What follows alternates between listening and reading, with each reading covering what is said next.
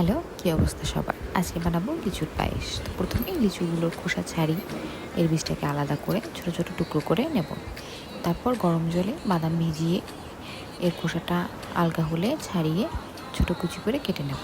তারপর এখানে কড়াইতে আমি 1 লিটার দুধ নিয়েছি। দুধটাকে ঘন করে নেব। দুধটাকে হালকা নেড়ে চেড়ে পাশের চুলায় আমি ওই ছোট ছোট করে রাখা লিচু আর খানিকটা চিনি দিয়ে এটাকে জাল করে নেব, যাতে এর টক ভাবটা চলে যায়। এখানে একটু জল দিয়ে এটাকে ফুটতে রেখে দেবো। তারপর এখানে দুধটাকে নেড়ে চেড়ে আরও একটু ঘন করে নেব।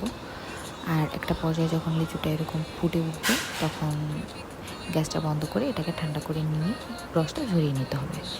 তারপর দুধটা ঘন হলে তাতে কনডেন্স মিল্ক যোগ করব। এটাকে নেড়ে চেড়ে দুধের সাথে ভালো করে মিশিয়ে নেব।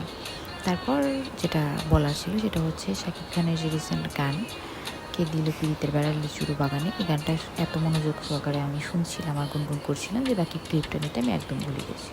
তো যাই হোক, আমি বলে দিচ্ছি। এরপর এটাকে চিনি, এখানে আমি স্বাদ মতো চিনি দিয়ে দিয়েছিলাম। তারপর আরেকটু ঘন করে নিয়ে তাতে কুচনো বাদাম আর লিচুগুলো দিয়ে নেড়ে চেড়ে নামিয়ে নিয়েছিলাম।